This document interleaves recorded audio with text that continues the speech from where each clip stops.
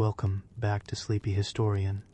Tonight we move slowly into the quiet rooms where medieval people kept their food and their patience. Before we begin, settle yourself gently. Let your shoulders lower. Let your jaw unclench. If you are lying down, allow your weight to sink into whatever supports you. If you are sitting, let your spine soften without collapsing. There is no urgency here. Tonight you will not chase kings or battles or grand cathedrals. You will descend into cellars. You will stand beside smoke that drifts and does not hurry. You will wait while cabbages turn slowly sour in clay crocks.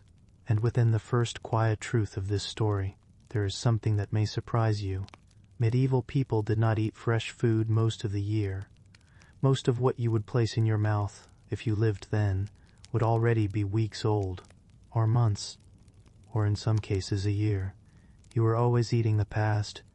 Bread came from grain harvested long ago. Pottage simmered from meat salted in autumn. Ale bubbled from barley stored through winter's damp breath. Turnips beneath your feet waited in darkness for half a year before meeting your knife. Freshness was a brief visitor. Preservation was survival. And survival was slow. When we imagine the medieval world, we sometimes picture carelessness. Rough hands tossing food into shadowed corners, chance deciding who ate and who did not.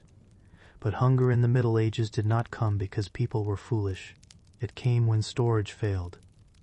It came when damp crept unseen into a granary, when salt ran short, when a barrel swelled and cracked, when frost reached deeper than expected, when a single mold bloom spread quietly across what should have lasted until spring. There was no refrigerator humming through the night, no sealed plastic, no electric certainty, only stone, wood, salt, smoke, earth, and time. Time was always working. Moisture worked with it, cold worked with it, heat worked with it. Tiny unseen life worked with it. You learned to listen, not for danger rushing toward you, but for spoilage unfolding slowly. The medieval year was not divided by months alone. It was divided by how long the food would last. Autumn meant urgency, though not loud urgency. It meant stacking grain high in lofts. It meant slaughtering animals before they consumed winter feed. It meant burying roots and straw beneath the earth. Winter meant restraint. Portions measured carefully. Cellars visited by lantern light. Barrels opened cautiously. Spring meant waiting. Supplies thinning. The hungry gap stretching between what remained and what might grow again. Summer meant gathering and drying. Herbs tied in bundles. Fish smoked while days were still long. You lived not in abundance or famine alone. You lived in a careful rhythm between the two. Tonight you will move through those rhythms. You will stand inside a granary and breathe the warm, dusty air of stored wheat. You will kneel in a root cellar, fingers pressing gently into turnips to test their firmness. You will watch salt disappear into the flesh of pork. You will sit beside a hearth that must never fully die. You will feel how food was less about flavor and more about endurance. And as you listen, you may begin to notice something else. Modern comfort has hidden this constant awareness from you. You no longer check for mold daily. You no longer calculate how much salt remains in a barrel. You no longer measure winter by the weight of stored grain above your head. You open a refrigerator and light appears. In the medieval world, light had to be carried down steps, and what it revealed could not be ignored. Tonight we move slowly into that dimness. There will be no sudden crises, no dramatic collapse, only the persistent awareness that if something spoils, it does not simply inconvenience you. It shortens the year. It shortens your strength.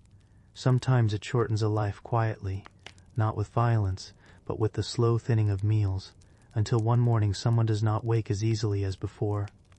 But even this was not chaos. It was routine. It was discipline. It was repetition. Food storage was not a desperate scramble. It was a practice passed down through generations. Children learned how tightly to pack straw around apples, how to hang fish where smoke curled but flame did not reach. how to skim mold from brine without disturbing the lower layers. You learn to trust your nose, your fingertips, your patience, because preservation is not dramatic, it is careful, it is quiet, it is often boring, and that is why it kept people alive. As we continue, you may notice the pace slowing further. That is intentional. The medieval kitchen was not a place of rushing, it was a place of waiting, waiting for bread to rise, waiting for meat to cure, waiting for cabbage to soften and sour, waiting for winter to loosen its hold. Waiting was not wasted time, it was survival time. So let yourself drift gently with that waiting. If you fall asleep, the smoke will continue to rise without you. If you wake again, the embers will still be glowing faintly beneath ash. There is no need to hold tightly to every word, but if you remain awake, you will begin to understand something steady and almost humbling. Medieval people did not survive because they were stronger than you. They survived because they were attentive to dampness, to smell, to the faint shift in texture that signaled rot beginning. They survived because they expected time to take from them, and they prepared quietly in advance. Now, we begin where all of this truly begins. Not at the hearth, not at the table, but in the granary, high above the ground, where grain rests in darkness and breathes. You begin above the ground, before cellars, before smoke, before salt stiffens your fingers. You climb the narrow ladder into the granary. The air changes as you rise. It grows warmer, dustier, filled with a sweetness that is not quite food and not quite earth. It is the scent of wheat resting after harvest. Dry, patient, waiting. You push open the wooden door and step inside. Sacks are stacked in careful rows. Loose grain lies in wide bins lined with planks. The floor creaks beneath your weight, and beneath that floor, mice are already listening. You do not rush here. Harvest is over. The fields are stubble now, pale and brittle under a lowering sky. What stands inside this room must last through rain, frost, snow, thaw, and the long gray weeks when nothing grows. You walk slowly between the stacks. Grain must dry fully before it can sleep. If it was brought in too soon, if rain clung to the husks, that dampness will not disappear on its own. It will settle inward. It will warm. It will bloom quietly into mold. So you kneel. You untie a sack and sink your hand into the wheat. It shifts like sand, cool against your skin. You lift a palmful and let it fall back slowly, listening to the soft hiss as kernels slide over one another. You bring a few grains close to your nose. You are not smelling for fragrance. You are smelling for warning. Grain that is safe smells faintly sweet, like straw warmed by sun. Grain that is turning smells heavier, a dullness beneath the sweetness, something faintly sour, almost hidden. You wait. You breathe again. It is subtle. It requires attention. If one sack is damp, it can heat the others beside it. Heat trapped in darkness becomes its own quiet fire, not flame, but slow spoilage spreading outward. You retie the sack carefully, then you move to the next, and the next. This is not dramatic work. It is repetitive, almost meditative. Your hands dip, lift, release. Dip, lift, release. The sound of falling grain repeats like a whispered rhythm. You are listening to breathing, because the granary breathes. Even when still, grain shifts with changes in temperature. On warm afternoons the air thickens. On cold mornings it settles and contracts. Moisture moves invisibly through the room, rising and falling with weather you cannot fully control.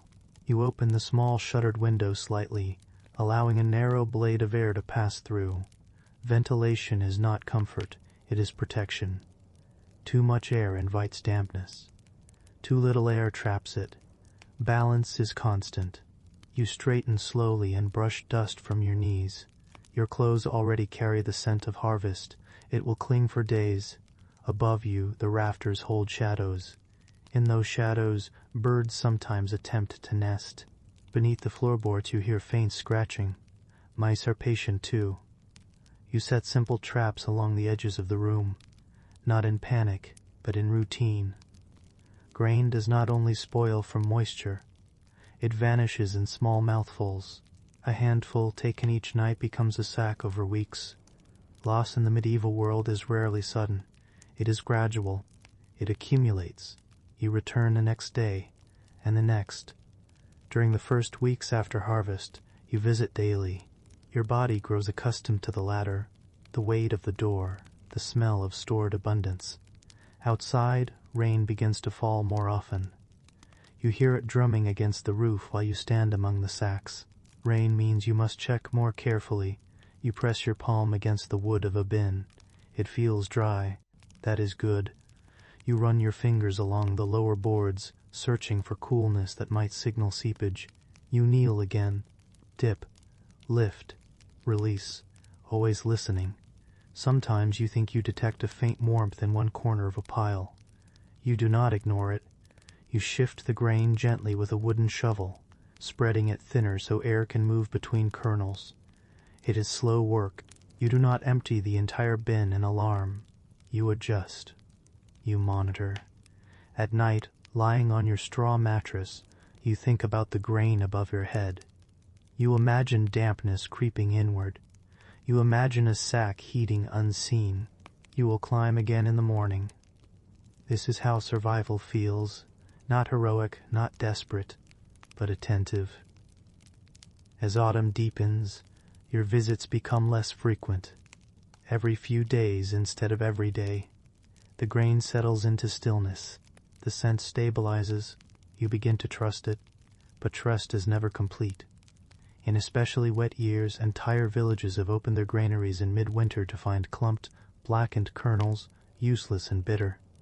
There is no remedy then, no correction, only thinning meals. So you do not stop listening. You bring a small lantern now, because daylight shortens. Its glow flickers against the wooden beams, casting long shadows over the sacks. In that light, dust moves like breath made visible. You realize something quietly important. The harvest was not the end of labor. It was the beginning of guarding. Grain is potential bread, potential ale, potential life, but potential can rot. You sit on an overturned crate and allow yourself a moment of stillness. The room is quiet except for the faint shifting of kernels settling under their own weight.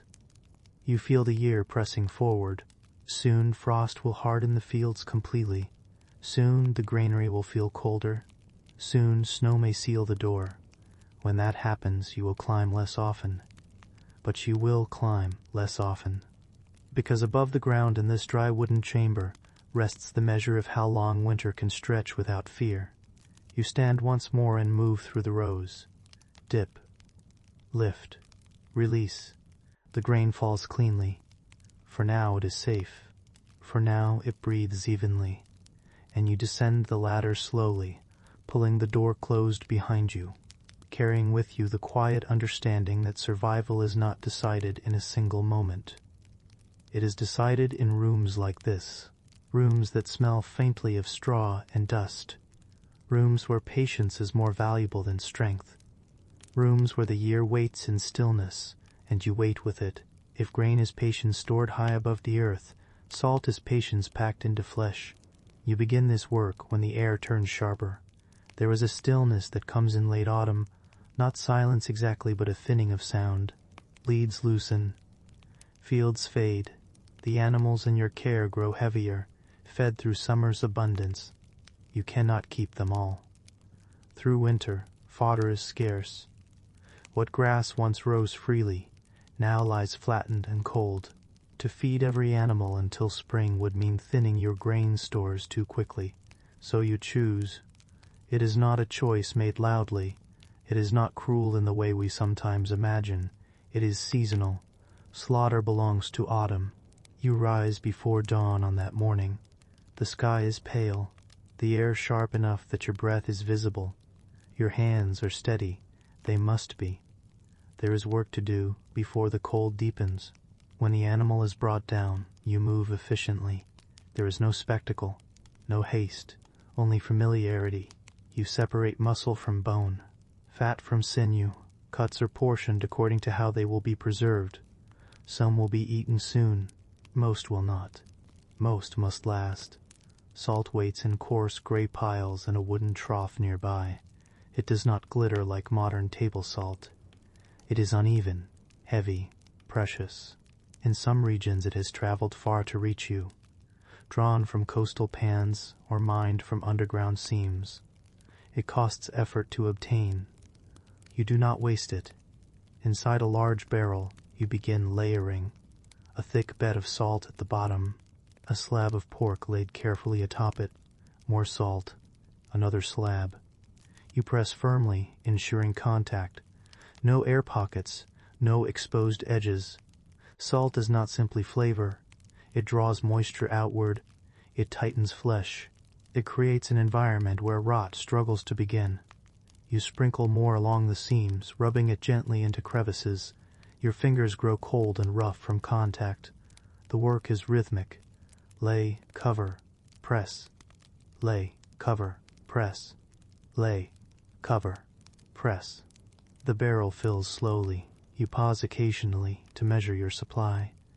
There must be enough salt to cure all intended meat, and still enough left for daily cooking through winter. Too little salt invites spoilage. Too much salt leaves nothing for the months ahead. Balance again.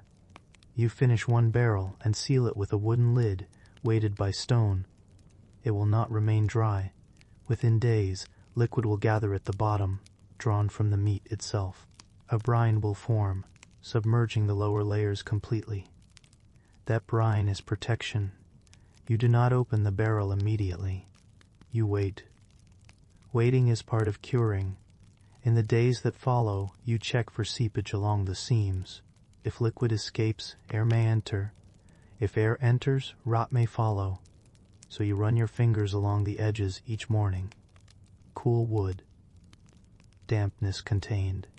Good. When you open the barrel after a week, the scent is sharp but clean. The meat has changed color slightly, darker, firmer. You press gently. It resists your touch more than before. Salt is working. You rotate pieces from bottom to top, ensuring even curing. This is not done quickly. Each slab is heavy. Each must be lifted and replaced carefully, minimizing exposure. The brine chills your hands. It creeps beneath your fingernails.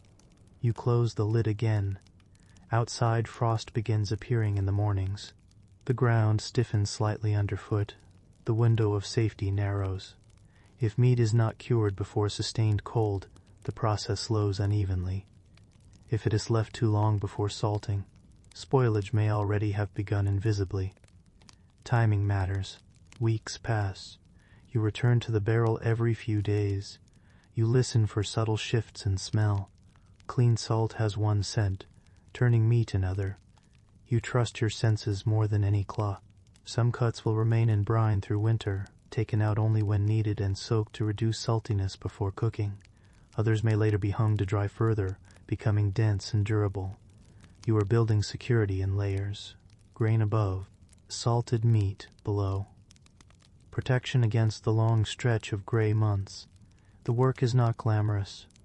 Your back aches slightly from lifting. Your fingertips crack in the cold air. Salt dries the skin until it tightens and splits. You rub tallow into your hands at night. Even in sleep, you sometimes think about the barrels. If one lid loosens, if brine lowers unexpectedly, if the salt was uneven in a lower corner, loss rarely announces itself loudly. It seeps. That is why you check, and check again. There is a comfort in the repetition. Each inspection confirms stability. Each rotation redistributes risk. You begin to notice how much of survival is built on small corrections. You do not cure meat once and forget it. You return. You lift. You turn. You seal. The barrel grows heavier with certainty. Snow falls lightly one evening, dusting the yard in pale silence. You stand at the doorway for a moment, watching it gather on the woodpile. Winter is coming closer. Inside, the salted meat rests in darkness, submerged and still. It will not be eaten tonight. or next week, or perhaps even next month.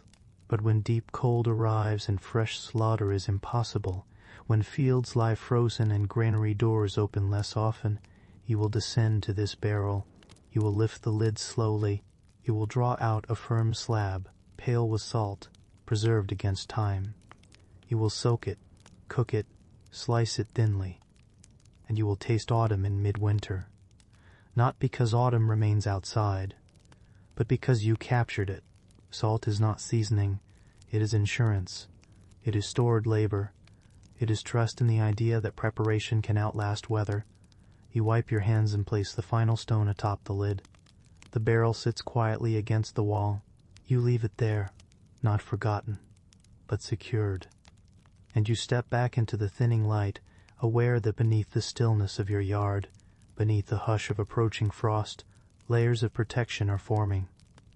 Not dramatic, not urgent, just steady and waiting.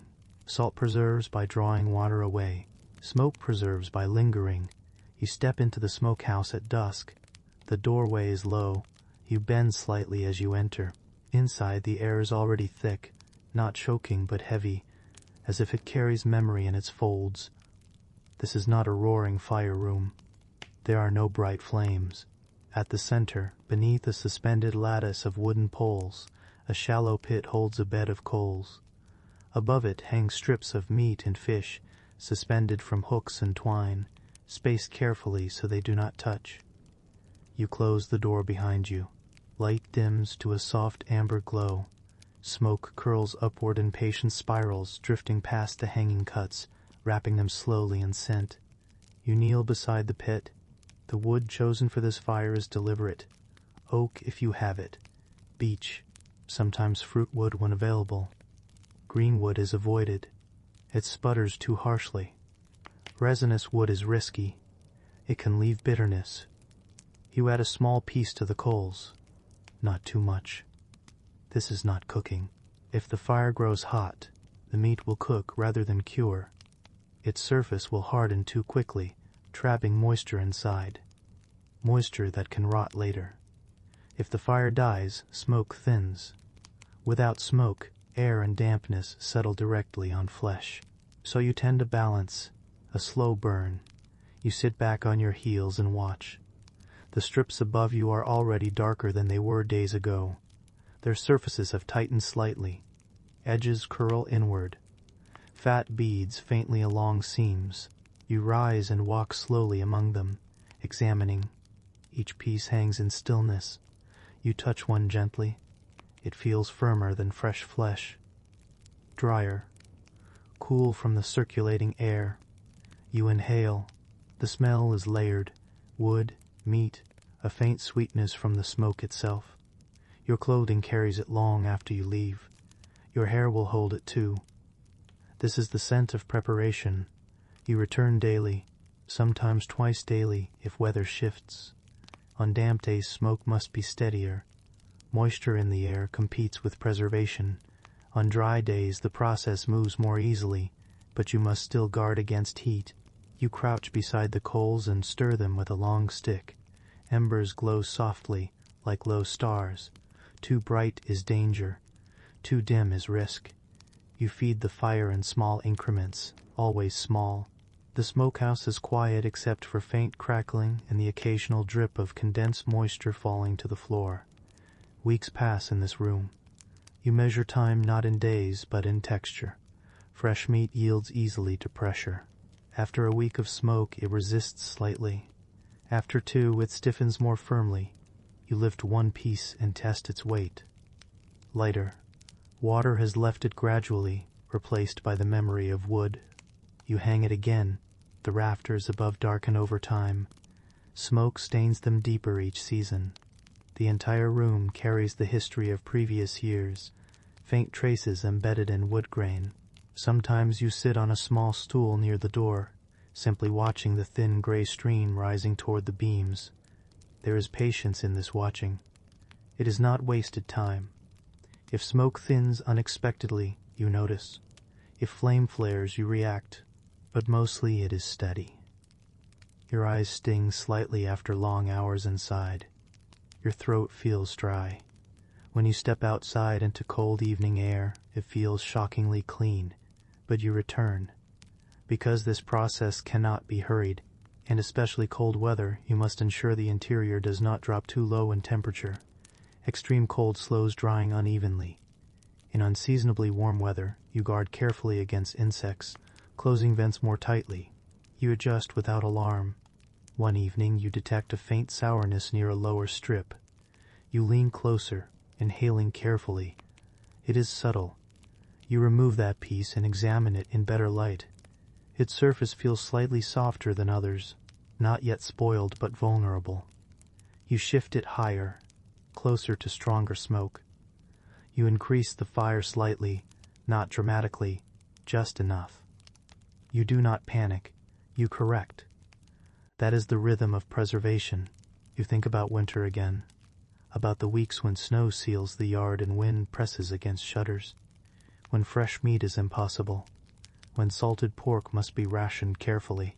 Smoked fish and meat will hang in storage, dense and firm, waiting.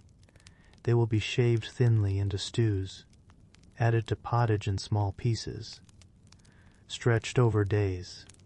This room, dim, smoky, repetitive, extends the year.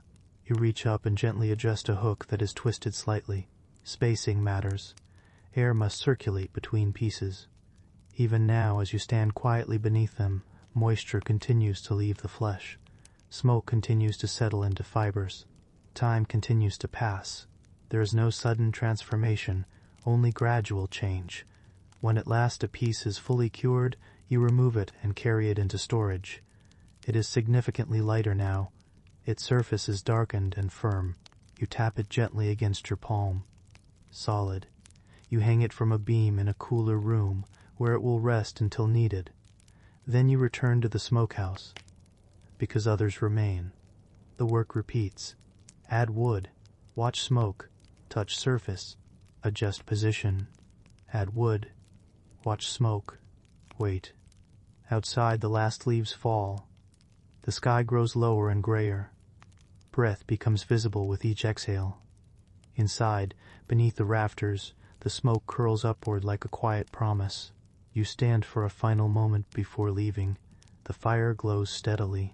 The meat sways almost imperceptibly in the rising air. There is no triumph in this room, only diligence. Only the slow understanding that survival is built not from dramatic acts, but from steady tending. You open the door carefully, allowing a thin ribbon of evening air to enter. Smoke follows you out in a soft trail. Behind you, in the dim amber haze, autumn is being captured, slowly, one strip at a time.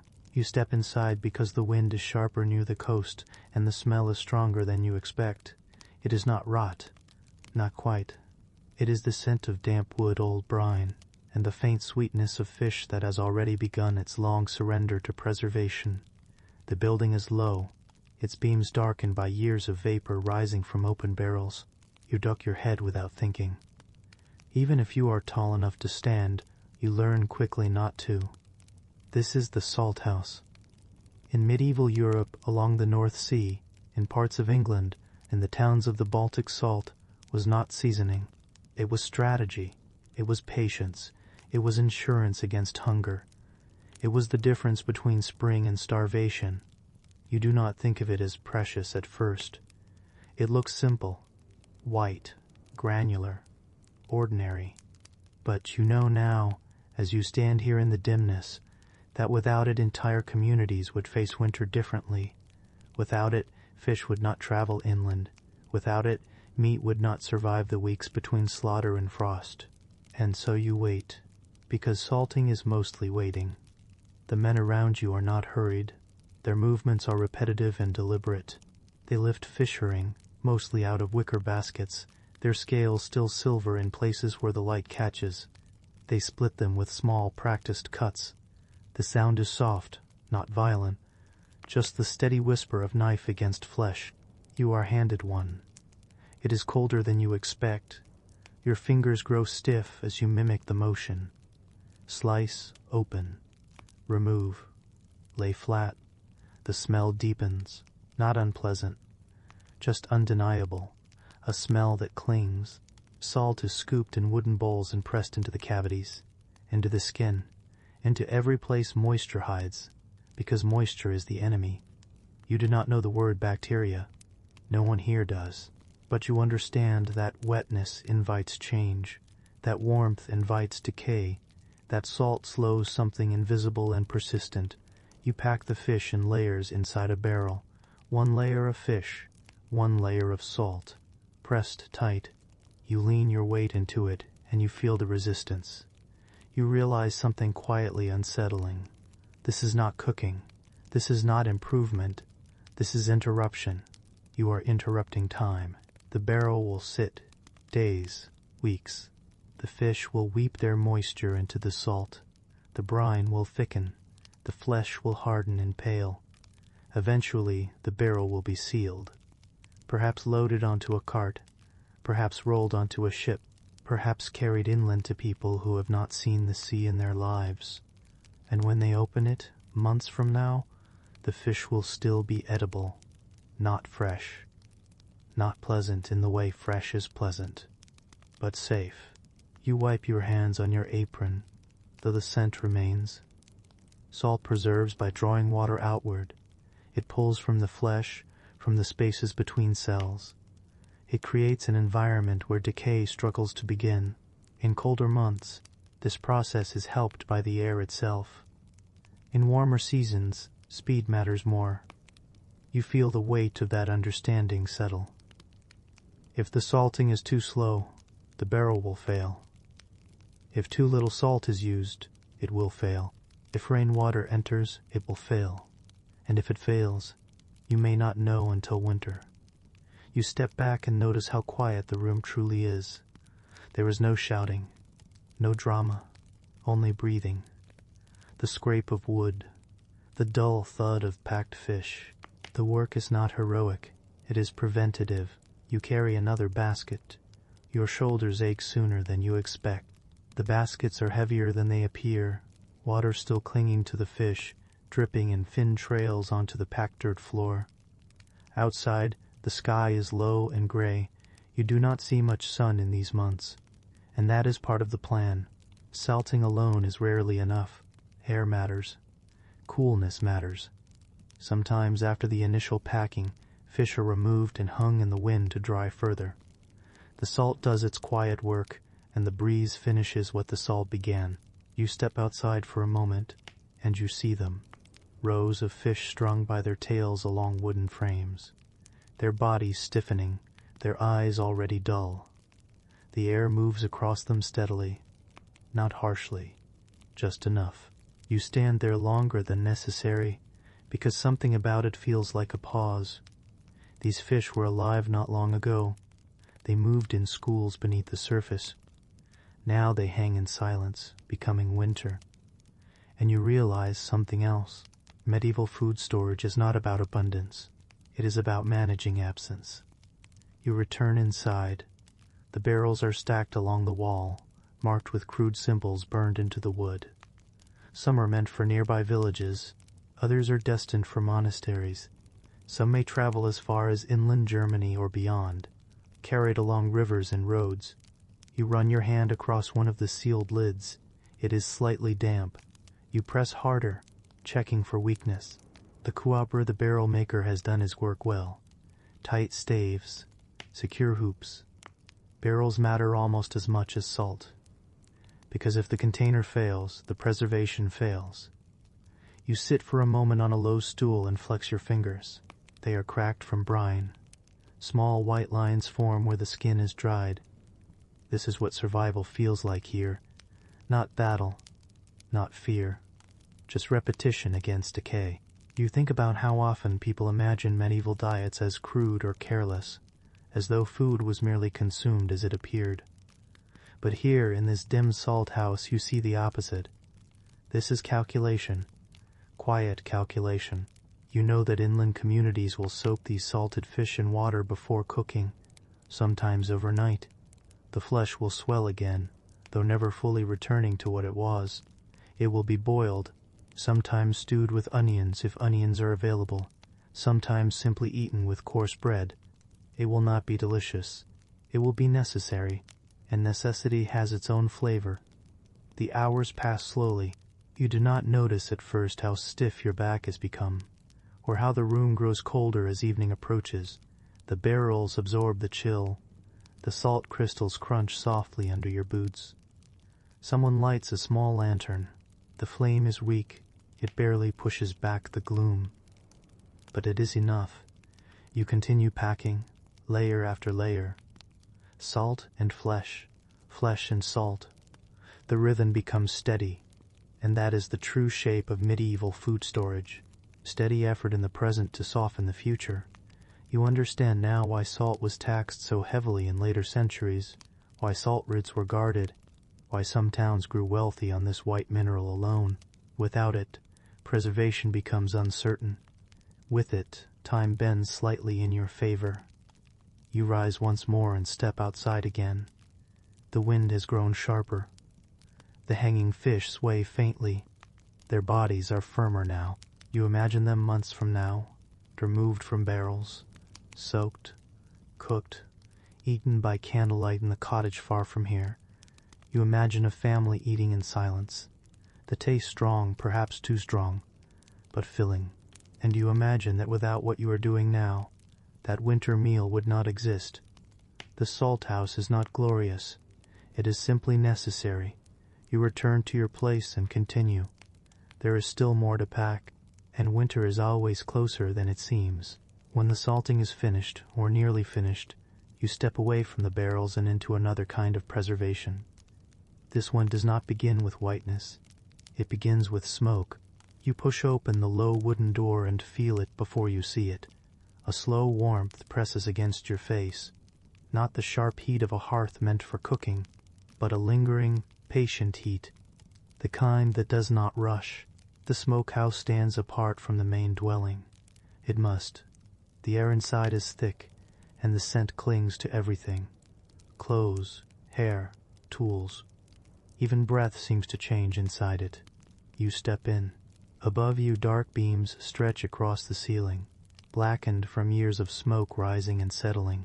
From these beams hang rows of meat strips of pork, sometimes beef if there was enough to spare, occasionally fish that has already been salted. They hang quietly. You notice the stillness first, then the slow movement of smoke. A small fire smolders below. It is not bright. No open flames lick upward. Instead, damp wood and chips of hardwood oak if it can be spared, sometimes apple wood in wealthier regions, are fed carefully into embers. The fire is coaxed, not encouraged. You kneel beside it. Too much heat will cook the meat too quickly. Too little smoke will leave it vulnerable. The balance is not dramatic. It is patient. You place another small piece of wood into the coals and watch as it begins to smolder.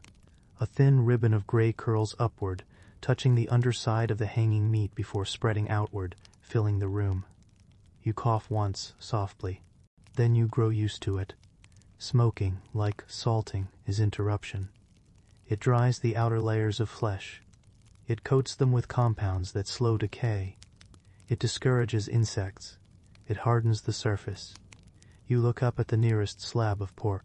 It is darker than when it first hung, the surface slightly glossy from rendered fat that has met smoke and cooled again.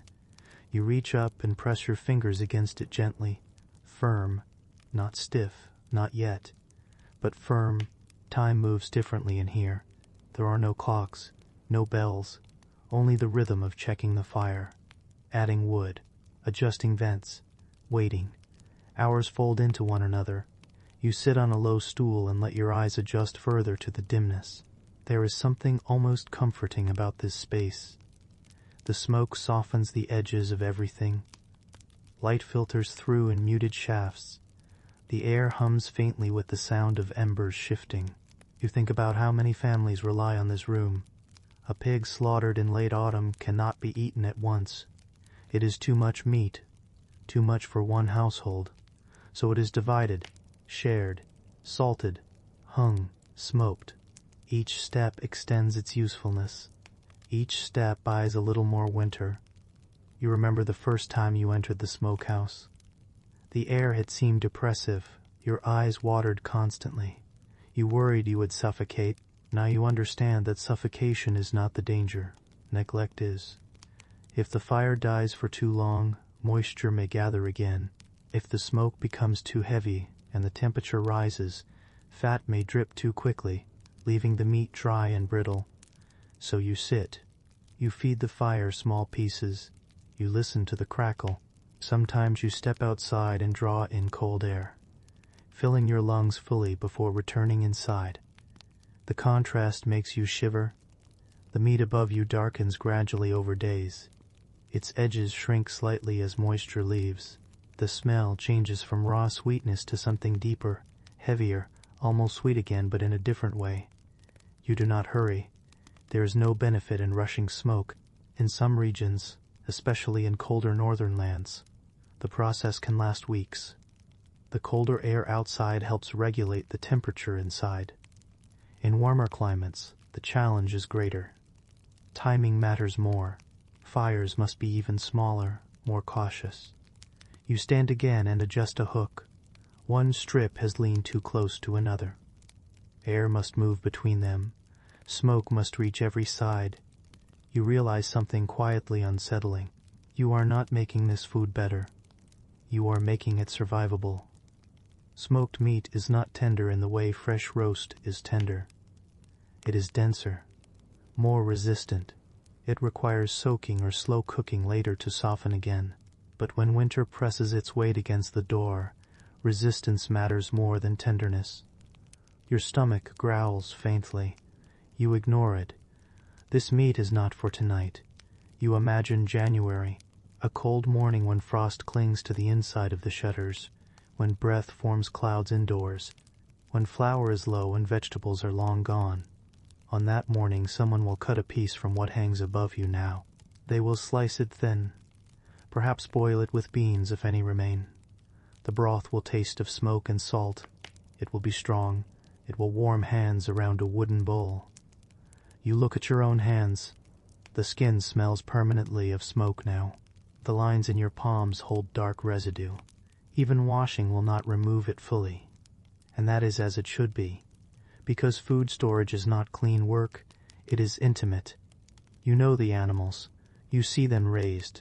You watch them slaughtered. You divide their flesh. You hang it yourself. Nothing is abstract. You shift on the stool and feel your back protest. The smokehouse ceiling is low. You have been slightly bent for hours without noticing. Time does that. It steals comfort slowly. You add another small piece of wood. The smoke thickens briefly, then evens out. Above you, the meat sways faintly in the rising heat. You wonder how many winters this building has witnessed. How many families counted their stores and hoped it would be enough. Not all were. Some winters were longer than planned. Some fires burned too hot. Some roofs leaked. Some hooks failed and meat fell, spoiling before it could be saved. Preservation reduces risk. It does not erase it. You feel the quiet weight of that understanding. You sit longer. The smoke curls around you like slow-moving fog. Your breathing becomes steady. Your movements smaller, more economical. Eventually someone else enters and nods without speaking. They take your place by the fire. You step outside again into the cold twilight. The air feels almost sweet after the smoke. You glance back once at the small building. Inside, the meat continues to change, slowly, invisibly, hour by hour.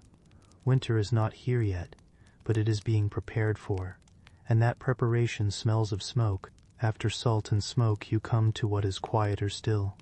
Beneath the floorboards, the cellar is low and narrow. You duck to enter. Cold rises immediately, carrying the faint tang of earth and stone. Moisture seeps through the walls in small, patient beads. It is never dramatic, it never screams, it merely exists, and you exist with it. This is the final stage of preparation before winter fully settles. You move slowly across the uneven stone floor. Every step is measured. The boards above are thick but not impervious. You imagine the families above, unaware of how much care is required to keep food through the months ahead. Here the rhythm of preservation is different. No fire. No smoke curling, no bright white salt. Only cool dark air that draws moisture from the perishables above, keeping them slow to decay. You begin with root vegetables. Turnips, parsnips, carrots, cabbages, all layered in straw within wooden boxes. Straw insulates. Straw breathes. It absorbs excess dampness. You adjust each vegetable carefully, pressing gently to avoid bruising. A damaged carrot can rot quietly and spread decay to those around it. You imagine time passing in this place. Not hours, not days, weeks, even months. Each vegetable is a quiet promise that, if tended correctly, sustains life in the coldest stretch of winter. Next comes preserved fruits. Apples are packed in sawdust. Pears too, each layer cushioned. You press lightly. Check each piece. Bruises are invisible at first, but rot begins in these small spaces. You pause. Your hands smell faintly sweet of straw and earth. Your back aches from bending and lifting, yet you move carefully. Slow movements reduce mistakes. Mistakes invite spoilage. Above you, faint footsteps echo on wooden floors. A child moves, perhaps fetching water. Their voice drifts downward, softened. You do not speak. They do not know you are here. You do not need to be noticed. You focus on barrels along the wall. They contain salted meats and smoked fish. You test the lids with your fingertips. Tight, cold, slightly damp from the cellar's air. Good. Here, the cold does some of the work, but vigilance is still required. You check for dampness seeping into the straw. You lift boxes and feel the soil beneath. Too wet and rot could start from below, climbing upwards. Too dry and some vegetables may shrivel before their time. Balance is again the unspoken law. The cellar smells faintly of earth, brine, and decay held at bay. Each scent tells a story. Too much of one, perhaps a faint sourness near a barrel's edge, signals attention. You kneel and adjust layers, replace straw, shift the weight. You understand now that survival is incremental. Nothing here is spectacular. No fire roars, no swords swing, no battle cries echo. Only patience, only repetition, only the slow accumulation of small corrections that stretch food over weeks when fresh growth is impossible. You check barrels of salted fish, lift lids, inspect surfaces. Brine glints faintly in the dim light. You press down on pieces gently.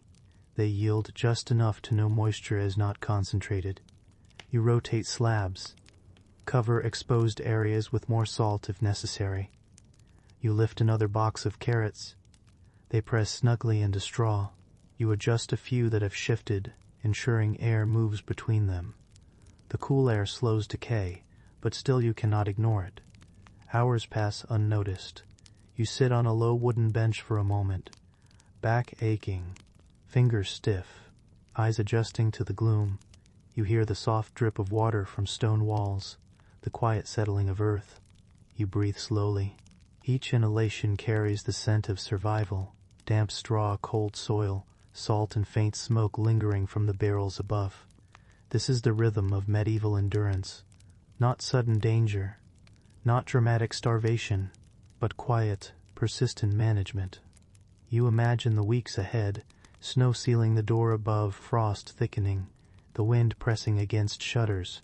Without the work you do here, vegetables would spoil unnoticed, meat would sour despite brine and smoke, and families would face months of diminished food.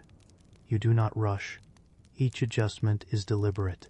Each rotation of a barrel, each shift of straw, each check of a vegetable is a small victory. One unnoticed failure can cascade. One attentive movement can secure months of sustenance. You pause again. Listen. Even in this darkness, life is present. Small creatures scurry briefly behind walls. Water drips.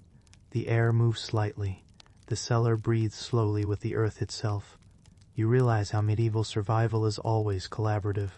The labor of fields, the patience of harvest, the skill of butchers, the foresight of those tending salt and smoke all come together here, beneath the floorboards, in quiet darkness.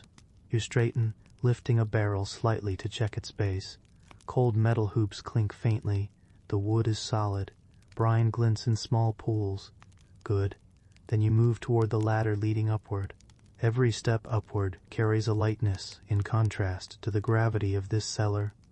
You breathe the colder, cleaner air outside the entrance.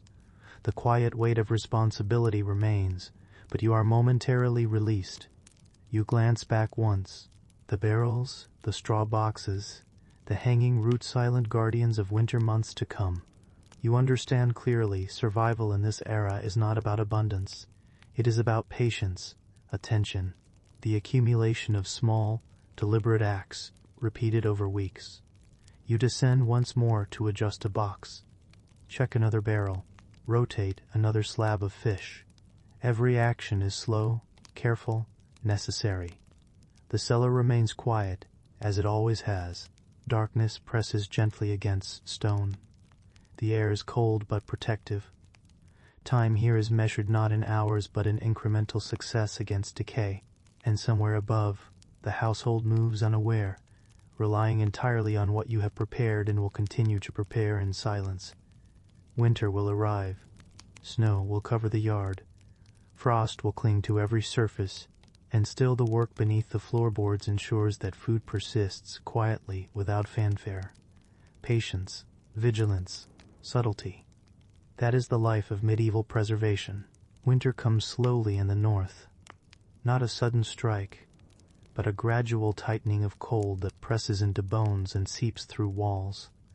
You notice it first in your breath, visible in the morning light, then in the water that stiffens near the edges of your buckets, then in the woodpile, which seems smaller than you remembered, though the logs have not changed. The day begins quietly. You rise before the sun, though the sky is already pale with frost. Your first act is always to check what is closest to spoilage, what the night has left unchanged, and what needs attention before it becomes urgent. Salted meat is first. You lift the lid of a barrel. The brine is cold, thicker now than in autumn. You press gently on a slab, firm, safe. You rotate it slowly, ensuring even contact with the brine. Nothing hurried, nothing sudden. The meat will not be consumed today, perhaps not for another week, yet care is constant. Next you check the smokehouse. Even though meat is mostly cured, residual moisture can accumulate. You enter quietly, letting your eyes adjust to the dim glow of embers that smolder faintly. Smoke curls lazily from remaining coals. You adjust one hook, check the positioning of another piece, and step back. The room is still. Scent clings faintly to your clothing. Outside, frost gleams on the wooden planks. The village is quiet. Only the occasional dog stirs, or a child's muffled voice. Movement is sparse because winter slows everyone. Tasks are measured carefully. Energy is precious. You descend to the cellar beneath the floorboards. The air is sharper here, heavier with the preserved scents of root vegetables, salted fish, and dried fruits. You kneel beside a wooden box, turnips, carrots, parsnips, each layered in straw, each checked for firmness. You shift one slightly, replacing straw beneath it. You test another, slightly soft at the tip, but recoverable. This is the rhythm of survival. Observation, minor correction, repetition. It seems small, almost trivial. Yet each of these small acts accumulates into sustenance that can last weeks, even months. By mid-morning, your fingers are stiff. You rub them slowly, mindful of circulation. The cellar remains quiet. Water drips softly from the stone walls. The smell of brine and smoke and earth is heavy, yet oddly comforting. You step outside again, letting cold wind press against your face. It reminds you that the work inside is not complete. It is ongoing. You think about meals. Pottage will be frequent, a stew of beans, root vegetables, and occasional salted meat. Every ingredient stretched carefully. The flavors are not rich, but they are sustaining. You prepare the ingredients slowly, peeling and chopping. Every motion is deliberate. You notice the smell of the vegetables, earthy and sweet, carrying faint traces of frost from the cellar. Evening approaches. The sky darkens early, the sun a pale disk barely climbing above rooftops. You tend the fire in the kitchen, ensuring embers last through the night. The warmth is steady but not excessive. You place a pot of broth atop it, letting it simmer slowly, releasing aroma into the room. Not enough to hurry the cook, only enough to preserve the food and offer subtle comfort. Later you revisit the barrels, another rotation, another gentle press of brine against meat. You examine a piece more carefully, slightly darker than before but safe. You note the change and step back. Patience and observation dominate every movement. Night falls. You check the cellar once more. Moisture remains controlled. Vegetables are firm. Barrels are secure. The work is not complete, but it is as complete as it can be for the day. Before you retire, you record small observations. No modern notebook. Perhaps a strip of parchment, a crude tally. Each note preserves knowledge for later. How long brine has been effective, which vegetables required extra straw, which meats rotated best. This is how medieval families survived through meticulous attention, repeated day after day. You sit by the fire and sip a weak broth. The taste is modest, but enough. You reflect on the continuity of effort. Salt, smoke, storage all combine into a lattice of survival. One small misstep could jeopardize the pattern, yet each day's diligence strengthens it. Outside, snow begins to fall lightly, a thin, persistent drizzle that will accumulate overnight. You listen to it against the roof, feeling the cold pressing from beyond the walls. Yet inside the warmth is steady, the food prepared carefully, the work repeated and reinforced. Winter is present, but it is manageable. Survival is not dramatic. It is slow, persistent, and methodical. You notice the small comforts that matter most. Hands warmed near embers, the steady drip of brine, the firmness of a vegetable beneath straw, the soft scent of smoke lingering on your clothing. These are not luxuries, they are markers of security. Hours pass. You check once more the barrels, the smoked strips, the cellar boxes. Everything is as it should be. Then you settle into a quiet observation, listening to the wind outside, the faint settling of frost, the house breathing around you. The day ends not with triumph, but with assurance. Not excitement, but steady continuation. And you know tomorrow will begin the same way. Midwinter arrives slowly, as it always does, pressing its weight without ceremony. The frost thickens overnight, coating roofs and windows with a pale, fragile glaze. You rise before the first pale light. The air in the room bites at exposed skin. Your breath clouds before your face. You dress deliberately, layering wool and linen, each garment adding warmth but not restricting movement. Every piece is necessary. Nothing is extravagant. You begin with the barrels. The salted meat and fish have rested in cool darkness for weeks. You lift a lid. The brine has thickened further. You press a slab with gentle pressure. Firm. Stable. Safe. You rotate another. Slightly darker, but still sound. The smokehouse is next. Even though the primary curing was finished in autumn, residual humidity and tiny temperature shifts can affect the remaining strips. You enter quietly, letting your eyes adjust to the amber glow of a low smolder. Smoke rises lazily from small embers, thin and even. You adjust a hook that is shifted. You notice one piece curling slightly at an edge. You rotate it gently, giving it more exposure to circulating smoke. Outside, snow blankets the yard. Wind drifts against the shutters.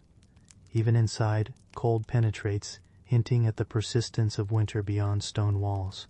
Every movement is deliberate, conserving warmth, conserving energy. You descend to the cellar beneath the floorboards. The air is colder here but stable. Moisture has condensed slightly on the stone walls. You kneel beside a box of root vegetables. Carrots, parsnips, turnips, each firm. You shift straw gently beneath a few that appear slightly softer. Every adjustment prevents unseen spoilage.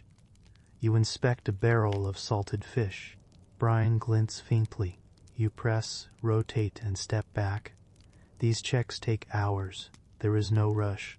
The day is long, but time is measured in observation, not clock hands. You take a brief pause, hands stiff, back aching, breath forming small clouds in the dim light. You sip water slowly, taste faint saltiness from brine lingering on your fingers. The smell of smoke and earth pervades the air. Midwinter is quiet. There is danger and complacency. Too little attention, and spoilage begins slowly, almost imperceptibly. Too much movement and fragile storage is disturbed. You imagine families above, unaware. They move slowly through frozen rooms, fetching water from wells that threaten to freeze. They rely entirely on what you have preserved. Every vegetable, every salted fish, every smoked strip is a measure of survival. Evenings are long. You return to the kitchen. A pot of broth simmers on low embers.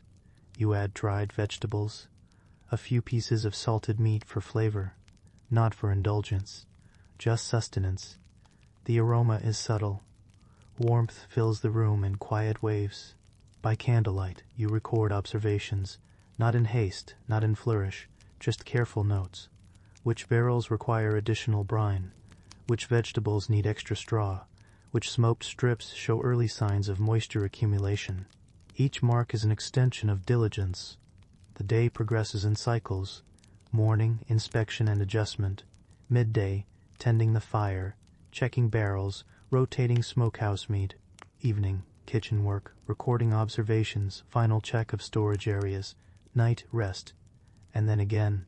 You notice small changes. One carrot shows a tiny dark spot at the tip. You adjust its position in the straw. One barrel lid seems slightly loose. You press it down, check the hoops. There is no drama in these actions, only the quiet pressure of necessity. Outside, snow continues to drift. Ice forms on gutters and roof edges. The wind presses at doorways, seeking weakness. Inside, the fire warms, the smoke curls, the brine holds. You imagine the weeks to come. Days will be shorter, tasks repeated with gentle constancy. Salts, smoke, straw, brine, observation, patience, adjustment, repetition. This is the endurance of winter, not exciting, not sudden, but persistent. Each small act compounds. Each overlooked detail can lead to loss. Each careful movement protects sustenance. You pause beside the cellar ladder. The stone floor beneath your feet is cold. Your breath is visible. Your hands smell of straw, brine, and smoke. You lift a lid one more time, press a slab of fish, firm, stable. You step back. Time passes slowly. Outside shadows lengthen. You tend the fire, sip broth, record observations. You check another barrel, rotate another strip, adjust straw, observe. Midwinter is long. Hours stretch and fold. But each day reinforces what the last has secured. Survival here is quiet, continuous, repetitive, and you understand finally that endurance is not heroic. It is consistent. It is gentle but unwavering. It is patience layered upon patience. You step outside briefly. Snow drifts across your boots. The smokehouse door is closed. Barrels secure. Vegetables layered in straw. Everything rests safely for now. You inhale cold air. Exhale slowly. Step back inside. Return to warmth, to the rhythm, to repetition. The quiet pressure of winter continues. And so do you. Weeks have passed since the first heavy snow. Frost grips the village in a persistent chill, pressing its slow weight against doors, walls, and the earth itself. You rise in the gray dawn, muscles stiff, breath visible with every inhale. Movement feels deliberate now. Every joint reminds you of the weeks of repetition, the constant tending of food, the patient labor against decay and cold. You begin with the cellar, the root vegetables, turnips, carrots, parsnips. Cabbages are mostly firm, though some show slight signs of shriveling. You adjust straw beneath them, rotate boxes slightly to allow air to circulate. One carrot has softened at the tip. You remove it, replacing it with one from a better preserved layer. Each movement is quiet, almost ceremonial. Barrels of salted fish and meat are next. You lift lids slowly, pressing slabs gently into brine. The fish is denser now, its flesh firm from weeks of soaking in salt. The meat, smoked and cooled, has darkened further, the surface tight. You rotate each piece, ensuring that the brine remains in contact and that air flows gently around the smoked strips. Outside, the wind has sharpened. Snow drifts against the walls. The smokehouse door is closed, but faint curls of smoke rise through its chimney, a slow reminder that some heat must be maintained even in the depths of winter. You check the embers, adjust a piece of wood, and step back. The meat above continues its quiet transformation, preserving sustenance for those who will need it most. You pause briefly, noticing the muted rhythm of life. There is no excitement here, only the slow, persistent accumulation of survival. Every small act compounds. Every minute of careful attention stretches food over weeks when harvest is long gone. You return to the kitchen. The pot of pottage simmers gently over the fire. You add dried legumes, small chunks of smoked meat, and shavings of root vegetables. The aroma is muted, but sustaining, filling the room with warmth. You sip slowly, tasting the subtle flavors of smoke and salt, the faint sweetness of parsnips, the earthy presence of carrots. The hours drag on. Daylight is brief. The wind howls faintly through the gaps in shutters. Inside, warmth is steady but not overwhelming. You check the cellar again, adjusting boxes and barrels, ensuring that each layer of preservation is intact. Mid-afternoon, you inspect the smokehouse. The strips of meat sway slightly in the rising heat. You rotate one piece, adjusting its hook. The air is thick with smoke, but your eyes have grown accustomed. Breathing is slow, deliberate, careful. Fatigue presses gently against your body. Hands ache slightly from repetitive work. Your back stiffens from bending and lifting. You pause, listening. The village is still. The wind presses against walls. Snow piles silently in corners. Life continues above and around you, largely unaware of the effort required to sustain it. You descend to the cellar once more.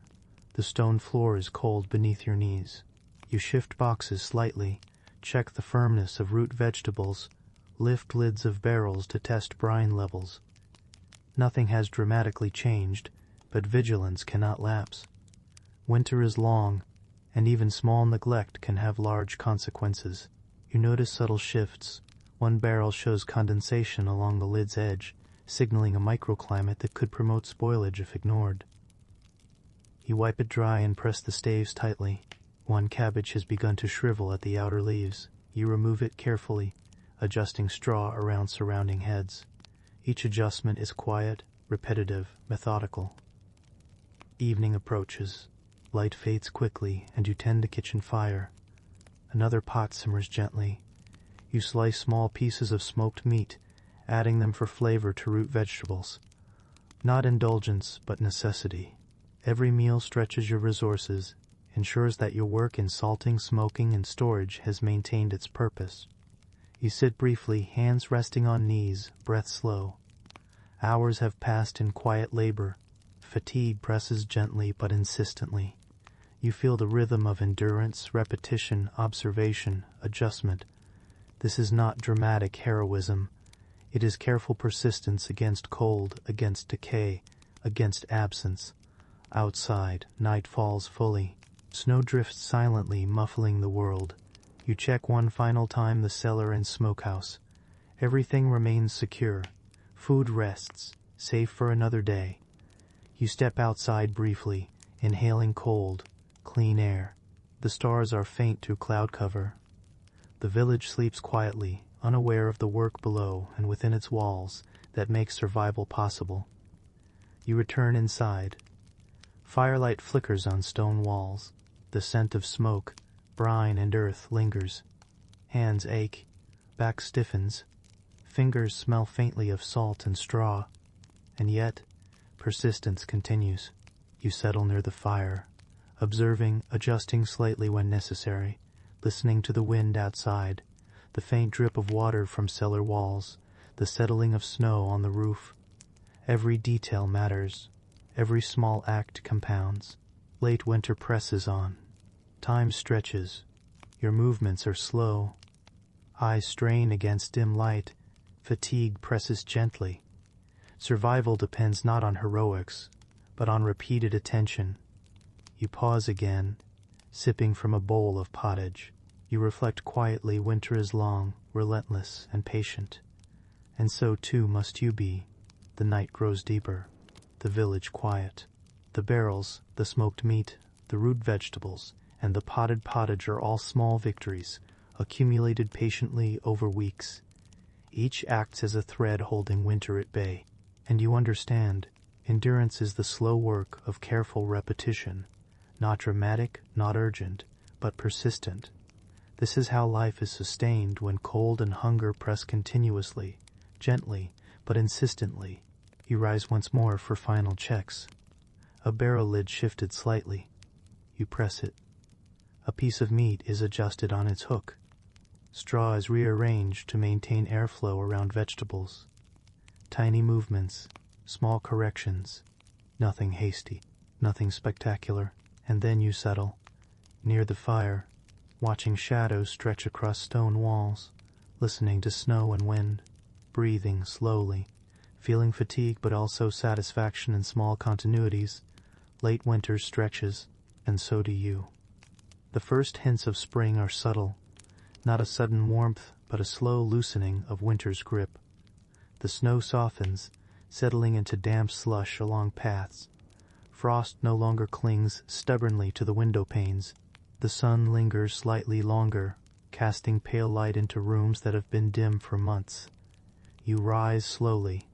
Muscles are stiff from the long months of tending storage, yet movement is easier than in midwinter. Hands still smell faintly of straw, smoke, and brine. Every movement recalls repetition, long days, and persistent care. You descend to the cellar first. The cool air has moderated slightly. The root vegetables are firm, though a few outer leaves have shriveled. You adjust straw around them, remove anything that has begun to spoil, and rotate boxes slightly to encourage even air circulation. Every adjustment is deliberate, methodical. The labor is quiet but persistent. Barrels of salted meat and fish await inspection. Brine has stabilized over the cold months. You lift lids carefully, pressing lightly on slabs. The fish is dense, salt permeated through its flesh. The meat, darkened from smoking and long storage, yields slightly to your touch but is sound. You rotate slabs gently. One piece leans closer to another. Air must circulate to prevent moisture accumulation. You adjust hooks subtly, observing the lingering curl of smoke on the wooden beams above. Outside the air is different, less sharp. Moisture rises faintly from melting snow. You notice small patches of earth beginning to appear. Footsteps in the yard leave impressions that will soften and disappear as snow continues to melt. The smokehouse requires attention, though less than in the depths of winter. Smoke curls lazily from smoldering embers, faint but steady. You adjust one hook slightly. The air within is still thick with the lingering scent of preserved meat, a smell that has accompanied your labor for months. Returning to the kitchen, you prepare a modest meal. Pottage simmers over low embers. Root vegetables, softened slightly over winter, are added along with small pieces of salted meat. The aroma is muted but comforting, a quiet reminder that your labor has been effective. Every meal now seems a small celebration of patience and endurance. You sit briefly, hands resting on knees, eyes tracing the shifting light as it penetrates the small windows. The village is quieter now, yet hints of life stir. Children's voices drift faintly through the streets. Dogs move more actively through the softened snow. Smoke rises from chimneys in slender, spiraling threads. You descend to the cellar again. Observations are subtle but essential. Moisture collects in small beads along stone walls. Some vegetables require minor adjustments. Barrels are checked again. Brine remains effective. You rotate a slab of smoked meat. Adjust another hook. Every action is small, deliberate, necessary. Time has shifted. The long, monotonous rhythm of winter is breaking slowly. Days are longer, the sun lingers, yet the work of preservation continues. You understand that thaw does not erase months of careful tending. It demands continued observation. Moisture can accumulate now as snow melts. Cold, once your ally moderates unpredictably. You step outside. The air carries a faint warmth, softened by wind and sun. The snow underfoot has begun to slush, revealing patches of earth. Water drips from roof eaves. You notice the slow movement of ice along the stream. The change is not dramatic, only persistent and gentle.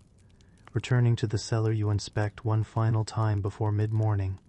Root vegetables adjusted, barrels rotated, smokehouse embers checked. The smell of brine, smoke, and straw fills the cool air. You breathe slowly, sensing that winter's pressure is easing, yet not gone. Every movement now carries a sense of transition. Small adjustments reflect a shift in conditions rather than ongoing resistance to decay. You replace straw beneath a box of parsnips, press a slab of smoked meat into brine, adjust one hook in the smokehouse. Time is measured not in urgency but in continued observation and care. By midday you prepare another small meal. Pottage thickens over low heat. The smell of cooking vegetables mingles with faint smoke drifting from the hearth.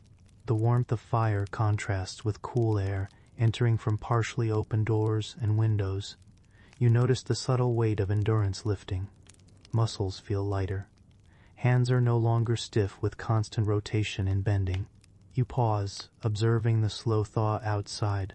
Water trickles along paths, feeding the frozen earth beneath. Tiny buds may appear in hidden corners, though you do not yet see them clearly. Yet the labor continues. Preservation is not complete until spring fully settles.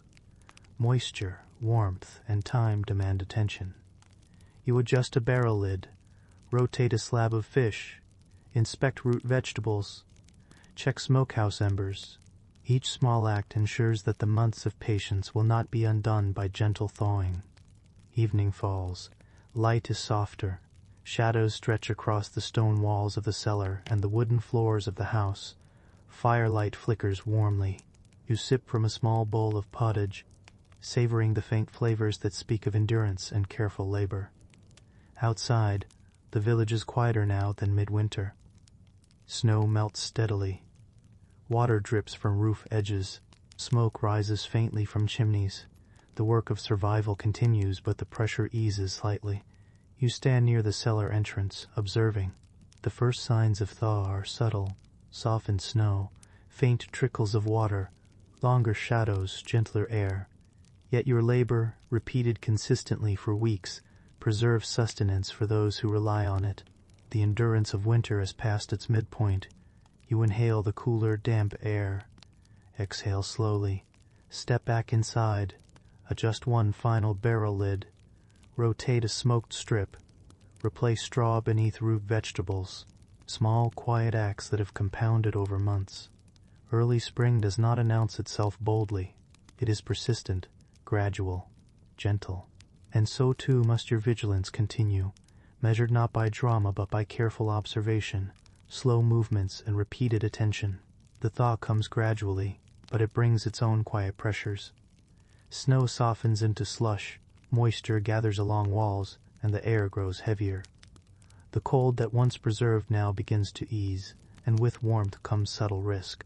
You rise early, as always, aware that attention cannot lapse even when the season changes. The cellar greets you with dampness. Stone walls glisten faintly with condensation. Boxes of root vegetables press against straw, their surfaces slightly moister than before. You kneel, adjusting straw beneath the carrots and parsnips. A few outer leaves show signs of shriveling or softening. You remove them carefully, rearranging layers to encourage airflow. Moisture now is the subtle threat. Too much and rot will begin quietly. Too little and vegetables will shrivel before they are consumed. Balance must be maintained. Barrels of salted meat and fish are next. You lift lids slowly, pressing gently on slabs. The brine remains effective, yet the change in temperature means air pockets may form, especially near barrel edges. You rotate the slabs carefully. One fish leans closer to another, and you separate it just enough for circulation. The smokehouse, though less active now, requires attention. Smoldering embers are maintained gently, ensuring that residual smoke continues to coat the hanging meat. You adjust hooks subtly. Every movement is deliberate.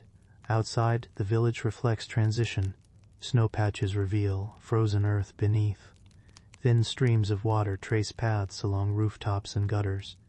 Wind carries a faint smell of thawing soil, damp wood, and lingering smoke from fires. Footsteps in the slush are soft, fleeting. Life outside moves slowly, like your own careful rhythm indoors. You return to the kitchen. Pottage simmers steadily over low embers. Root vegetables, slightly softened from months of cold, are added, along with small pieces of salted meat. The aroma is subdued but sustaining. Each meal now reflects the accumulated patience of weeks, the careful salting, smoking, rotation, and storage that has carried you through the long winter. The work of spring is not dramatic. There are no sudden threats, only persistent vigilance. Moisture will gather unpredictably. Fluctuating temperatures may encourage condensation in barrels or softening of vegetables. Small lapses can cascade into spoilage. Every subtle adjustment matters. You descend once more to the cellar. You notice faint moisture along a barrel lid. You wipe it dry and press the hoop tightly. One carrot tip is slightly soft. You remove it, adjusting straw beneath surrounding vegetables. Each small correction is deliberate, methodical, protective. This is endurance refined by months of repetition. Hours pass. The light from early spring is pale, slanting through small windows. Shadows move slowly across the stone floor. The smell of earth, brine, straw, and faint smoke mingles quietly. You breathe slowly, sensing the subtle shift from winter to thaw. Evening approaches. Firelight flickers across walls. Another pot simmers quietly on low embers. You slice small pieces of smoked meat for flavor, not indulgence. The warmth fills the kitchen without excess. Fatigue presses gently, as it has for weeks, yet every movement is precise. Every observation deliberate. The village outside is quieter than in late winter. Snow has softened further. Water drips from roofs. Smoke rises in slender, pale ribbons. Life resumes gradually, but your work remains. Preservation cannot pause for thaw. Moisture threatens subtly, as the cold's steady hand relaxes. You move through the cellar and smokehouse again. Each check is slow and deliberate. One barrel is rotated, one slab of meat adjusted, straw layers shifted beneath vegetables. Time passes almost imperceptibly. The work is continuous, persistent, almost meditative. You step outside briefly. Air is damp and cool. Earth begins to appear in scattered patches. Snow melts along the edges of paths and roofs. Tiny rivulets trace through slush. The change is gradual, not dramatic, yet it is relentless. Water will seek weakness, seep where unchecked, and undo months of careful preservation if ignored. Inside you continue. Observation, adjustment, repetition. Each movement quiet, deliberate. You kneel beside boxes of vegetables, checking firmness. Barrels are tested for air pockets, lids pressed, contents rotated. Hooks in the smokehouse are adjusted subtly. Embers are fed in small increments to maintain residual smoke without overheating. By late afternoon, fatigue has settled more firmly into your body, hands stiff from repeated adjustments. Fingers carry faint smells of straw, smoke, and brine. Back aches from kneeling and lifting. Yet each small correction ensures that food remains secure through the unpredictable thaw. Evening falls. Shadows lengthen. Firelight flickers gently. You sip broth from a wooden bowl, savoring the modest sustenance preserved through months of careful work. The smell of smoke lingers faintly on your clothing. The cellar and smokehouse are secure. Boxes of vegetables are firm. Barrels of meat and fish remain submerged and rotated. The thaw is persistent, gradual, gentle, but unforgiving. Moisture, warmth, and movement combine to test the patience and care built through winter. Survival is quiet, continuous, repetitive. Each day's careful labor compounds into sustained life for weeks to come. You pause, reflecting on endurance. Not heroics, not drama, just persistent observation, subtle adjustment, and repeated attention. Winter's lessons have taught you patience. The thaw now teaches vigilance. You step outside one last time before night. The air carries the faint scent of earth, melting snow, and distant smoke. The village is quiet. Paths slush underfoot. Roofs drip steadily. You inhale, exhale slowly, and return inside. Each small action, the rotation of barrels, the adjustment of straw, the careful tending of smokehouse embers, ensures that months of patient preparation are not undone by subtle changes in season. You sit near the fire, letting your body rest while still observing.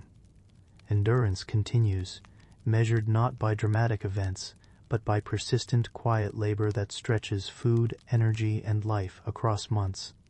Early spring has arrived, yet survival requires continued vigilance. You understand the rhythm now: observation, adjustment, repetition.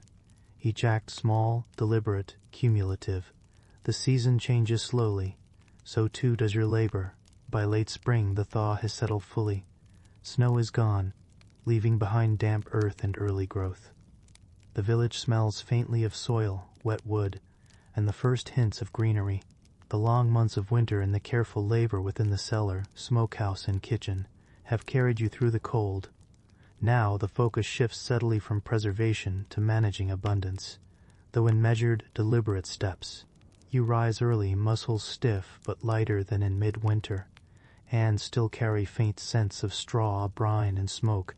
Each movement recalls months of repetition, rotation of barrels, adjustment of straw layers, careful tending of smokehouse embers. Every task was small, deliberate, and persistent, forming the rhythm that has carried survival through winter's long pressure. The cellar greets you with slightly warmer air. Root vegetables remain firm, though outer layers show signs of age. You kneel to inspect boxes, removing any leaves that have softened, adjusting straw beneath each layer. Moisture is no longer the pressing threat of early spring, but vigilance remains necessary. Rot can begin quietly, almost imperceptibly, and you cannot allow it to take hold. Barrels of salted meat and fish are stable, yet the warmer temperatures demand attention. You lift lids slowly, pressing gently on slabs, rotating them carefully to maintain contact with brine. One fish shows a faint discoloration along the edge. You separate it slightly from its neighbor, ensuring airflow. Hooks in the smokehouse are adjusted subtly. Embers are tended to keep the smoke consistent but gentle. Outside, the village awakens fully. Birds call in thin, sharp notes. Footsteps leave impressions in softened soil rather than frozen paths. Children play quietly along road edges. Smoke drifts lazily from chimneys. The air carries faint warmth, scented with soil and wood. You notice early shoots of plants along the edges of fences. Spring moves slowly, insistently, without ceremony. In the kitchen, pottage simmers steadily. Root vegetables, softened slightly by storage and lingering cold, are added, along with small pieces of salted meat. Flavors are modest but sustaining. The aroma fills the space quietly, offering comfort without indulgence. Every meal remains a product of months of patient care, salting, smoking, rotating, adjusting. Survival is not celebrated. It is quietly sustained. You descend once more to the cellar. Observation dominates. Straw beneath vegetables is shifted. Barrels are rotated, lids pressed. Moisture is less pressing, but subtle pockets can still form. A cabbage shows slight softening at the edges. You remove it, adjusting the surrounding layers. One barrel shows faint condensation along its lid. You wipe it dry. The work is deliberate, almost ritualistic but necessary. Hours pass with muted rhythm. Pale sunlight filters through small windows, illuminating stone floors and wooden boxes. Shadows move slowly. The smell of brine, straw, smoke, and faint earth fills the air. You breathe slowly, maintaining vigilance while sensing that the relentless pressure of winter has lessened. Evening approaches. Firelight flickers gently across the kitchen. Another pot simmers quietly, low heat maintaining pottage without rush. You slice small pieces of smoked meat for flavor. The warmth of the fire contrasts with the cooler air entering through open shutters. Fatigue presses gently, yet every observation and adjustment continues without haste. The village outside reflects transition. Earth replaces snow. Water drips from roof eaves. Smoke rises in thin, wandering columns. Life resumes fully, yet your work remains essential. Preservation, even in late spring, requires continuous care. Subtle changes in moisture and temperature must be countered through small, deliberate adjustments. You move through the cellar and smokehouse again. Barrels are rotated, straw shifted beneath root vegetables, hooks adjusted on hanging meat. Embers are fed just enough to maintain residual smoke. Every movement is careful, measured, repetitive. Endurance, now months in practice, manifests in these subtle, unhurried gestures. Night falls. Shadows lengthen across stone floors and wooden beams. Firelight flickers softly. You sip broth, tasting the faint flavors of smoke, salt, and earthy vegetables. The cellar and smokehouse are secure. Boxes of vegetables remain firm. Barrels of meat and fish are submerged and rotated. The pressure of winter has lifted slightly, yet vigilance continues. Moisture, warmth, and early growth bring new challenges. Every small adjustment ensures that months of patient labor are not undone by the slow, persistent changes of late spring. You pause near the cellar entrance. The village is quiet. Patches of soft earth appear where snow has melted completely.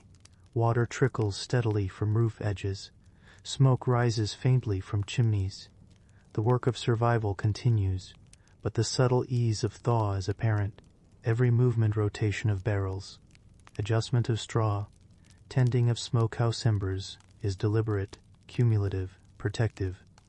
Endurance continues quietly. Observation and care, repeated over months, have preserved sustenance through winter and the first pressures of thaw. Late spring is gentle but insistent. You continue your work slowly, methodically, with patience refined over weeks of careful labor. The rhythm of survival persists, subtle, measured, persistent. You step outside briefly. Air carries warmth, scents of soil, faint smoke, and melting water. You inhale, exhale slowly, and return inside. Each small act barrel lid pressed, vegetable adjusted, hook rotated ensures continuity. Survival is quiet, cumulative, and continuous. Even as seasons shift, your labor remains necessary. Not dramatic, not urgent, but persistent. Repetition, observation, attention. These remain your tools. The lessons of winter carry through into spring, guiding each motion, each adjustment, each subtle correction. And you understand fully, endurance is never finished. It is continuous. Measured, subtle. The cycle of months has brought you from deep winter into late spring. The snow has melted, the ice along the stream has softened, and the earth beneath the village begins to show its first signs of life. You sit quietly near the hearth, hands resting gently, observing the flicker of flames across the wooden floor and stone walls. The air smells faintly of smoke, straw, and the lingering scent of preserved food, mingling with the fresh dampness that seeps through open shutters. Your eyes drift toward the cellar, where boxes of root vegetables remain layered in straw, firm and carefully adjusted. Barrels of salted fish and meat rest quietly in their brine, the gentle rotation and inspection you performed over weeks having preserved them for continued sustenance. Even the smokehouse, quiet now, holds its lingering scent of smoke and wood, a subtle testimony to patience and repetition. The labor of months has been persistent, quiet, almost invisible in its nature. No single act has been heroic or dramatic, yet together, the small, deliberate movements pressing a barrel lid, adjusting straw beneath vegetables, rotating a slab of meat, tending a smoldering ember have accumulated into survival itself. Each small gesture has reinforced the next, forming the lattice of endurance that stretches across days, weeks, and months. Outside, the village begins to stir with early signs of life. Birds call softly in the trees, returning to perches that have been bare for months. Dogs move along paths softened by melting snow. Children's voices echo faintly, distant but persistent, along lanes and courtyards. Smoke rises lazily from chimneys, spiraling into pale morning sky. The world has shifted from the quiet, pressed cold of winter into the slow, measured awakening of spring. Yet the lessons of winter remain embedded in your movements. Observation, repetition, and gentle vigilance have become second nature. You check a box of carrots in the cellar, noting firmness and subtle changes. You rotate a barrel of salted fish, pressing it lightly into brine. You adjust a hook in the smokehouse to maintain airflow and prevent moisture accumulation. Each act is quiet, deliberate, and cumulative. Each act ensures continuity of sustenance. The rhythm of endurance has been established. Winter taught you patience. Early thaw taught you vigilance. Late spring teaches subtle responsiveness. The world changes slowly, almost imperceptibly, and survival depends on your awareness of these shifts. One small lapse could compromise what months of careful work have preserved. Yet with persistent attention, with slow, deliberate labor, continuity is maintained. You reflect on the quietness of survival. There was no heroism in lifting barrels or adjusting straw, no urgency in rotating slabs of meat or tending embers. The danger of winter was persistent, but slow, pressing against the edges of life rather than striking suddenly. Hunger, cold, fatigue. They acted as quiet forces, shaping behavior and dictating careful measures. Life in these months is not dramatic. It is methodical. It is cumulative. It is endurance in its purest form. Sitting by the hearth, you sip a bowl of broth, tasting faint notes of smoke, salt, and softened root vegetables. Each flavor is modest yet meaningful. Each taste is the culmination of months of repeated, careful labor. You notice the warmth of the fire, contrasting gently with the cooler air filtering through partially open shutters. You hear the faint drip of water from the roof, the quiet settling of stone and timber, the soft sighs of the house itself. The village outside reflects continuity. Paths are softened, earth exposed. Smoke rises from chimneys. Animals move slowly through yards. People carry on, largely unaware of the months of preparation and vigilance that make life sustainable. You recognize the quiet miracle of continuity, that with careful attention, modest labor, and slow patience, life persists through harshness, through fatigue, through long months of cold and scarcity. You glance again at the cellar and smokehouse. Everything rests as it should. Boxes of vegetables are firm, barrels secure, and the lingering smoke ensures that preserved meat remains safe. Small adjustments are made here and there. Straw shifted beneath a carrot, a barrel lid pressed more firmly, a hook rotated to encourage airflow. Each tiny gesture adds to the larger lattice of survival, a network of quiet attentiveness that carries forward through the season. Hours pass gently. You do not hurry. You observe the patterns of light across walls and floors, the faint shifting of embers in the hearth, the occasional drift of smoke curling through open windows. You reflect on the slow accumulation of survival through months of repetition, the care of barrels and boxes, the tending of fire and smoke, the daily attention to minute detail. These acts, though subtle, are the foundation of continued life. The world outside shifts imperceptibly. The snow has vanished entirely. Early buds may emerge along fences or in hidden corners. Water trickles from roof eaves into small rivulets along paths. Life begins to stir with a faint insistence, yet your labor remains, though the intensity of winter has passed. Observation continues. Adjustments continue. Adjustments continue. Continuity remains. You rise slowly, stretching tired muscles, sensing the persistence of fatigue from months of quiet labor. Hands smell faintly of straw, smoke, and brine. You step briefly outside. The air is warmer, yet still carries traces of lingering chill. You notice water glistening along paths, Faint patches of green along fences, smoke rising from chimneys, children playing quietly in yards. The world has begun its slow renewal, yet the lessons of winter remain embedded in every movement and observation. Returning inside, you settle near the hearth. The fire flickers gently, warmth spreading through the room. You sip broth once more, tasting the accumulated flavors of smoke, salt, and preserved vegetables. The quiet persistence of survival fills the space, as tangible as the warmth of embers, and as subtle as the lingering scent of straw and brine. And you recognize finally that the passage of months through winter, thaw, and into late spring is not marked by sudden events or dramatic triumphs. It is measured in repetition, in slow, deliberate attention, in cumulative small gestures. Survival is not heroic. It is patient. It is methodical. It is enduring. The village outside sleeps quietly. Shadows lengthen across walls and floors. The fire flickers softly. You rest, yet continue observation. A barrel lid pressed just so. A box of vegetables adjusted slightly. A hook rotated to encourage gentle airflow. Fatigue presses, but persistence continues. The labor of months has woven a lattice of security, sustaining life through cold and scarcity, and carrying it gently into renewal. Time stretches quietly. You breathe slowly. You hear the faint drip of water from the roof, the soft creak of timber, the settling of stone walls. You sip broth, noting the flavors, observing the faint light shifting across the room, feeling the warmth of embers on your hands. Every small sensation reinforces continuity. Every subtle gesture maintains stability. And as the day closes, you step outside one final time. Air is gentle, damp, and carrying faint scents of soil and early growth. The village is quiet. Smoke rises lazily from chimneys. Paths are soft, earth visible beneath them. You inhale, exhale slowly, and return inside.